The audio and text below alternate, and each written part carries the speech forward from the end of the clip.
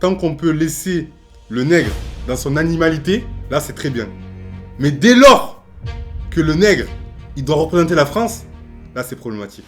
Des conservateurs ou racistes, il fallait pas venir à Bamako. Il fallait pas venir en Afrique de l'Ouest pour coloniser les gens. Tu vois. Comme un rappeur l'a dit, c'est vous qui avez décidé de lier votre histoire à la nôtre.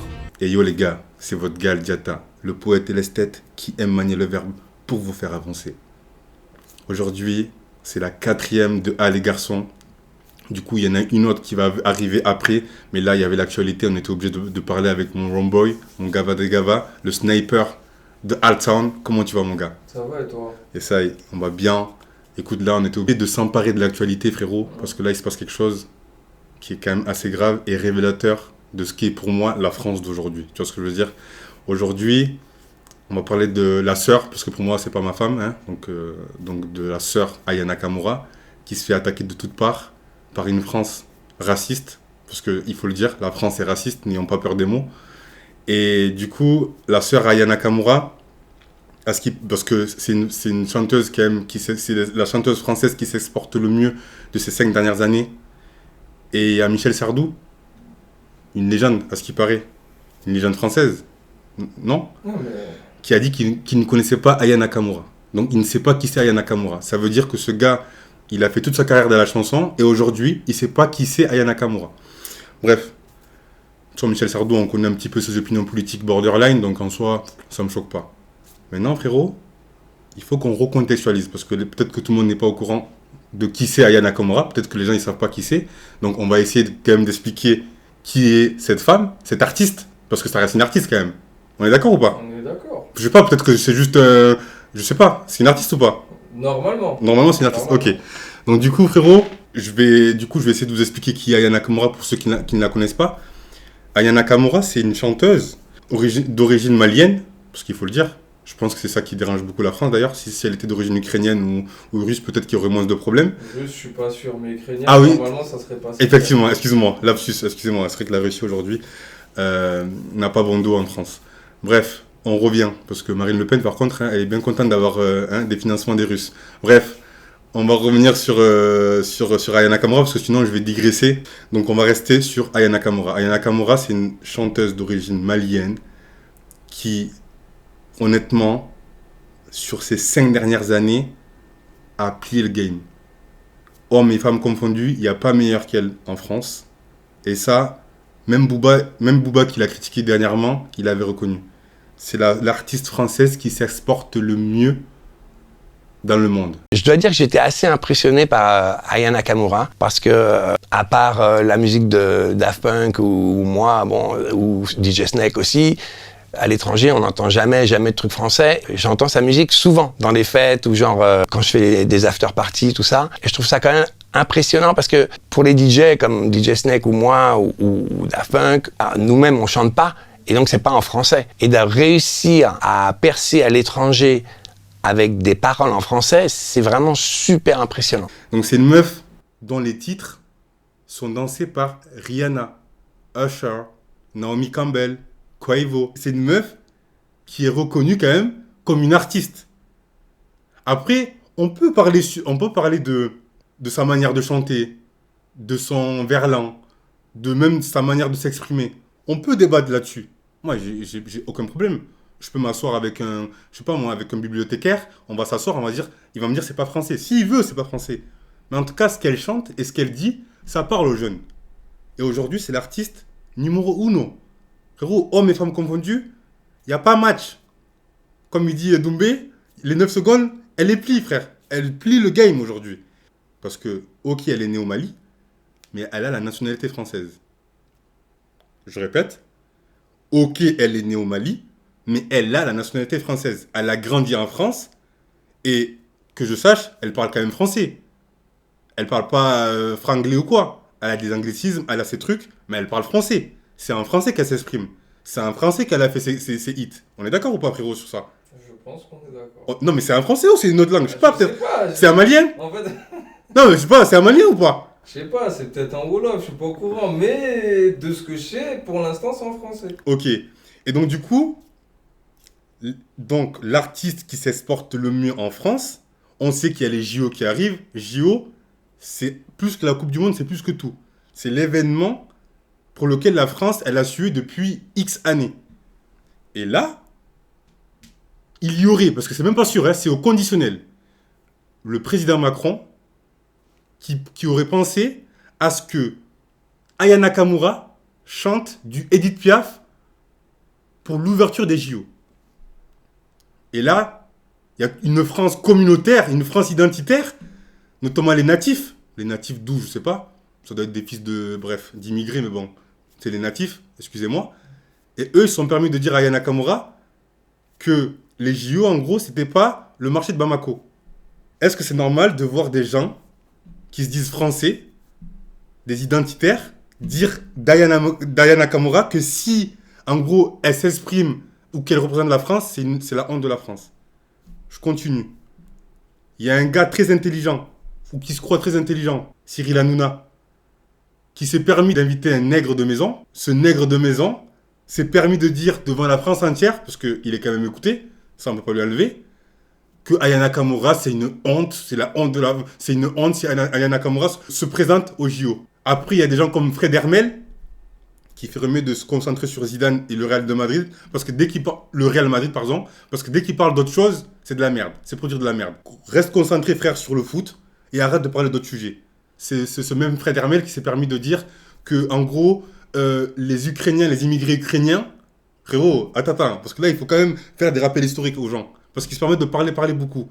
Il a dit que les immigrés ukrainiens, c'était des immigrés de première classe. Ça veut dire quoi? Ça veut dire qu'il y a des immigrés de seconde classe? C'est quoi? C'est les Noirs? Il faut lui rappeler l'histoire coloniale de la France? Est-ce qu'il faut rappeler à Fred Hermel l'histoire coloniale de la France, frérot? Parce qu'à un moment donné, j'en ai marre, en fait, de ces gens qui se permettent de parler en faisant fi de l'histoire, en faisant fi de tout ce qui s'est passé dernièrement, dans l'histoire de la France.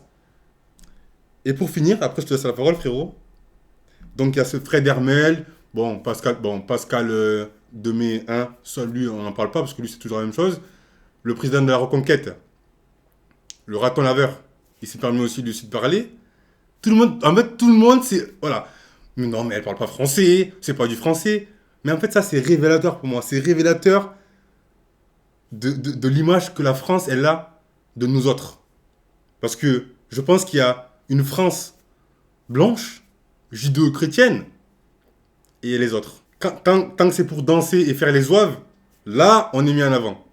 Là, il y a un lobby qui nous met en avant. Et encore une fois, je n'ai rien contre les frérots qui font ça. Parce que, en vrai, moi, il me faut rire, tu vois. Mais, tant qu'on peut laisser le nègre dans son animalité, là, c'est très bien. Mais dès lors que le nègre, il doit représenter la France, là, c'est problématique. Frérot, j'ai fini. Enfin, j'ai pas fini, mais j'ai fini mon introduction. Enfin, c'est pas vraiment une introduction, c'est un coup de gueule, c'est un cri du cœur. Et je te laisse la parole. Que penses-tu de cette affaire qui met en émoi la France identitaire? Sur cette affaire, ce que j'ai entendu là souvent, ce qui revient, c'est les chiffres. Je crois qu'il y a des chiffres qui montrent qu'il y a une grande majeure partie de la population qui n'est pas d'accord pour que Aya chante. Si je dis pas de bêtises, on est dans un peu plus de 70%. Donc après, je pense qu'il faut prendre en compte quand même, c'est que dans les 70%, il n'y a pas que des racistes. Ah non. Tu vois, bien sûr. Des fois, il faut un petit peu préciser. Non, il faut nuancer. Parce qu'il y a des gens qui vont penser que non, dans les 70%, il y a peut-être des gens qui n'aiment pas sa musique. C'est tout à fait possible, tu vois, on peut pas plaire à tout le monde. Il y a peut-être des gens qui sont conservateurs, tu vois. Donc ils voient une Renoir d'1m75 arriver, le mec il comprend pas, tu vois. C'est peut-être pas ce qu'il veut voir pour son pays. Allez, vas-y à la limite, tu vois. Ouais, ok. Et non, mais tu vois, c'est juste. Conservateur, sur les 73%, j'essaye un petit peu de voir. Non, mais frérot, la France, elle a changé, frérot. Oui, mais... On est plus dans la France de Michel Sardou. On n'est plus là-dedans. Juste, je suis en train de te dire sur les plus de 70%. Ok. Tu vois, j'essaie de voir un petit peu ce qu'il y a, tu vois. Donc, comme je t'ai dit, il y a peut-être les gens qui n'aiment pas la musique d'Aya Nakamura. Comme je t'ai dit, ils ont le droit, chacun son avis. Il y a peut-être des gens conservateurs qui veulent être représentés par des gens qui leur ressemblent. Parce que comme tu l'as dit, dans cette France multiculturelle, il y a plusieurs partis, on dirait, donc on ne peut pas être tout le temps représenté. Moi, par exemple, aux Victoires de la musique, à chaque fois qu'il y a des vols, les artistes à qui on a donné les titres, hein, qui sont pas élus, puisqu'on leur a donné les titres, moi je me sens pas représenté, tu vois. Bien sûr. Après, ça me touche pas, mais bon, chacun sa sensibilité. Et après, dans les un peu plus de 70%, il y a les racistes, tu vois, il y a les identitaires, il y a certaines personnes politiques qui sont invitées pour parler musique, parce que j'étais pas au courant que les politiciens maintenant ils parlaient musique.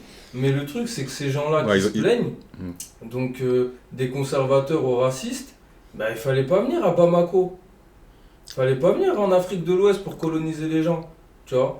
Comme un rappeur l'a dit, c'est vous qui avez décidé de lier votre histoire à la nôtre. Donc même si c'était avant et que vous n'êtes pas content, eh ben, maintenant vous assumez les retombées. Et au JO, ça sera une femme noire qui va chanter. Que sa musique, elle soit bien, pas bien, que ça soit pour les plus gros mongols de la planète ou peu importe, c'est une femme noire qui va chanter. Et en plus, bon, je pense que ça arrivera pas, mais si elle peut arriver en big afro comme jamais, tant mieux. Bon, même si je sais que... La sœur, t'as entendu. Même si je sais que ça arrivera pas et ils vont lui foutre... Non, je pense pas. Ah, ils vont lui foutre, dis pas ça. Bon. Tu m'as compris. Oui, elle va le mettre. Il y a peut-être des directions ou pas. Oui, bien sûr. Donc c'est une femme noire qui va chanter, que les gens ils le veuillent ou non, tu vois. Donc je vous souhaite un bon visionnage pour l'ouverture des JO et si vous n'êtes pas content, rendez tout ce que vous avez volé à l'Afrique. Non, mais après, ils vont dire qu'on est dans un discours victimaire, frérot. Non, mais il n'y a pas de victimisation. C'est l'histoire. Moi, tu me connais, je suis pas quelqu'un qui pleure. Non, bien sûr. C'est l'histoire, donc rendez ce que vous avez Précisons, volé. parce que je les connais. Non, mais qui rendent ce qu'ils ont volé. Pour tout ce qui est du côté sportif, interdisez les joueurs africains. Non, mais qu'ils fassent un quota. Je sais pas s'ils sont comme avec Laurent Blanc. Ouais, comme avec Laurent Blanc, un petit quota. Qu'ils fassent un bon quota alors, tu vois, juste pour voir à ce moment-là. Si dans le sport français, ils veulent être représentés que par des gens qui leur ressemblent. Voir un petit peu les performances aussi qu'il y aura. Tu vois, qu'ils laissent un petit peu, tu vois, quand ça les arrange. Tu vois, même dans ce qui les arrange, il va falloir qu'ils enlèvent à ce moment-là un petit peu tout ce qu'il y a, tu vois. Je pense que ça pourrait être pas mal. Même en rappelant en plus que même Edith Piaf de son vivant, parce que là aujourd'hui Edith Piaf est érigée en monument qu'elle est et qu'elle mérite. Hein. Je ne remets pas du tout en cause les talents musicaux d'Edith Piaf, qui était une virtuose incroyable. Mais il faut savoir que de son vivant, elle a été décriée par cette même France. Tu vois ce que je veux dire, qui aujourd'hui la met plus haut que terre. Ce que je veux dire par là, c'est que moi, Aya Nakamura, comme tu as dit, sur certains même d'ailleurs des réels vont arriver ou des passages vont arriver de ma part, parlant d'Aya Nakamura, pas toujours sur de la meilleure des manières, tu vois. Et ça, j'ai pas de problème avec ces gens-là, tu vois. Que les gens ne se reconnaissent pas à Aya Nakamura, ça peut être le cas, il n'y a pas de souci. Mais tu vois, dès lors qu'on rentre dans le racisme, parce qu'aujourd'hui, il faut le dire ça, tu vois, on le voit dans le foot, on le voit dans tous les milieux, quels que soient les milieux, le monde d'ailleurs tend à devenir raciste, et le monde occidental encore plus. Mais comme tu as dit, comme l'a dit le célèbre rappeur, le célèbre poète même, j'ai envie de dire, tout arrivé à un départ. Si Aya Nakamura elle a quitté le Mali pour revenir en France, c'est parce qu'il y a eu une histoire coloniale et esclavagiste. Voilà, qu'on le veuille ou pas, c'est la vérité. Et je pense qu'aujourd'hui, la France, elle a un problème avec son histoire. La France, elle n'arrive pas à intégrer qu'aujourd'hui, il peut y avoir des gens racisés, il peut y avoir des gens colorés, comme ils aiment le dire, des hommes de couleur, pour ne pas dire des noirs, appelez-nous des noirs. Hein. Moi, ça ne me pose pas de problème, je suis noir et très fier de l'être. Ils n'arrivent pas à intégrer que des gens racisés ou des gens de couleur puissent être des fervents représentants de la France. En fait, à un moment donné, il faut que cette France-là fasse attention.